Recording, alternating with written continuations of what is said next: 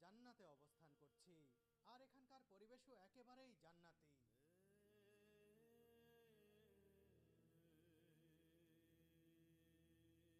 এটি মহানবী সাল্লাল্লাহু আলাইহি ওয়াসাল্লামের রওজা মোবারক। এর সামনে থেকেই সালাম দিয়ে এসেছি কিছুক্ষণ আগে। এই রওজা মোবারক থেকে এই যে মিম্বার দেখতে পাচ্ছেন, এর মধ্যবর্তী জায়গাটুকুই জান্নাতের অংশ। রাসূলুল্লাহ সাল্লাল্লাহু আলাইহি ওয়াসাল্লাম এই জায়গাটিকেই জান্নাতের অংশ হিসেবে উল্লেখ করে গেছেন। বুখারী হাদিস অনুসারে নবীজি সাল্লাল্লাহু আলাইহি ওয়াসাল্লাম বলেন, আমার ঘর তথা বর্তমান দাফনের জায়গা এবং মিম্বরের মাঝের জায়গা জান্নাতের বাগানগুলোর একটি।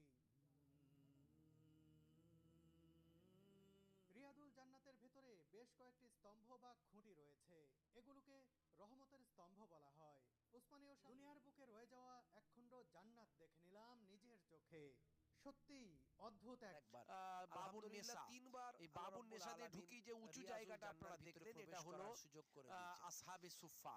এখন আমি এই আপনাদের আসহাবে সুফায় 70 জন দেখাবো সাহাবী আরেকটু বিশ্বনবী পেছনে তাদের যাই, ইবাদতের আরেকটু ব্যবস্থা পেছনে। করেছিলেন। তারা এখানে খাওয়া দাওয়া করতেন, এখানে ইবাদতে ব্যস্ত থাকতেন।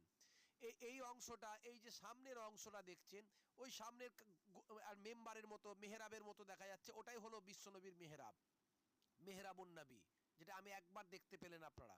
আর বাঁদিকে যেটা সবুজ অংশটা, এই যে ঘেরা, এই যে একটা পিলার দেখতে পাচ্ছেন, এই যে পিলার একটা গোল করে, এই যে গোল করে একটা চাকা মতো দেওয়া আছে, এই একটা চাকা মতো দেওয়া আছে, এগুলো হচ্ছে বিশেষ বিশেষ পিলার। এইগুলো এই 6টা পিলার এরকম আছে। আর এই যে আবার গোলটা দেখতে পাচ্ছেন, আপনারা দেখতে পাচ্ছেন এই যে গোল মেহরাব, এই যে মেহরাব দেখাচ্ছি, এটা হচ্ছে মেহরাবুন নবী, মেহরাবুন নবী। আর ওইদিকে পেলাম না, অর্থাৎ যারা অধিকাংশ মানুষ ওখানে জানে না যে এটা সেই ওস্তুনে আয়েশা।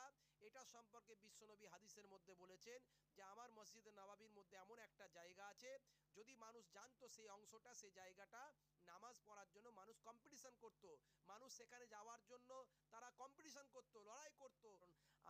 আমি মেহনত করে এটাকে ব্যবসা করার জন্য নয়, মানুষের উপকারের জন্য, যাতে করে অন্যান্য চ্যানেলকে দিলে তারা ব্যবসা করতে পারবে, কিন্তু মানুষের উপকারের স্বার্থে আমি এটা আমার ছোট্ট চ্যানেলে ছেড়েছি।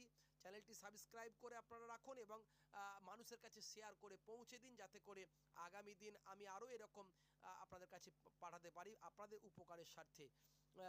এই যে পিলারগুলো দেখুন, এখানে আবার এই এই সবুজটা, এই একটা পিলার, এই যে দুটো পরপর, এর মধ্যে একটা হলো উস্তুনে হারেসা, একটা হলো উস্তুনে উফুদ। আর ওই সঙ্গে সবুজ যেটা লেগে আছে এগুলো রওজার একদিকটা। এই বাঁহাতে যেটা দেখবেন সেটা ছোট্ট একটা ঘর মতো, কেতাবের মধ্যে পাওয়া যায় বিভিন্ন। এটা হলো এই যে পিলার ওস্তুনে শরীর দেখুন।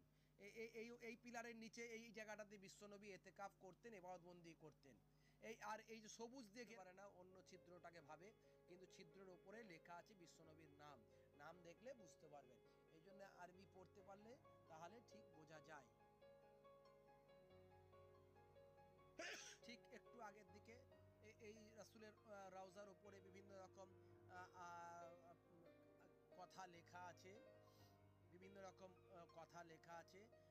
আর আমি আপনাদের দেখাবো বিশ্বনবীর রওজার উপরে বিশ্বনবীর নামটা লেখা আছে, যেটা দিয়ে সোজাসুজি দেখতে পাওয়া যাবে যে বিশ্বনবীর রওজা আছে। কিন্তু যেহেতু দূর থেকে দেখতে হবে, তাই পরিষ্কার দেখতে পাবো না, আমরা এই ফুটো দিয়ে, ছিদ্র দিয়ে আমাদের দেখতে হবে।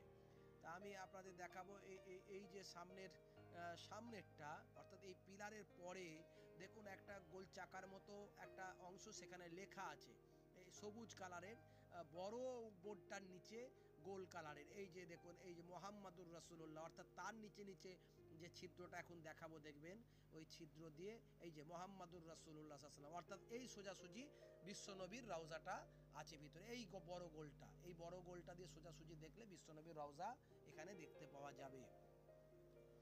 কিন্তু কাছে তো পুলিশ যেতে দিচ্ছে না, একটু দূর থেকে দেখতে হচ্ছে, রওজা মোবারক এই ছিদ্র দিয়ে দেখতে পাওয়া যাবে। তার পাশেই ও এই ছিদ্র দিয়ে দেখতে পাওয়া যাবে ভিতরের অংশ। সেইভাবে দেখা যাচ্ছে না। আমি যদিও তৃতীয়বার যখন গিয়েছিলাম, অনেক কাছ দিয়ে গিয়েছিলাম, তখন দেখতে পেয়েছিলাম অনেকটা, আলহামদুলিল্লাহ। তার পাশে এই যে আবু বকর সিদ্দিক, ডান দিকেরটা, তার পাশেই ওমর ফারুক, এই পরপর তিনটে, এই দুটো ছিদ্র। এইটা প্রথমটা হচ্ছে আবু বকর সিদ্দিক, তার পাশেরটা ওমর ফারুক রাদিয়াল্লাহু তাআলা আনহুমা।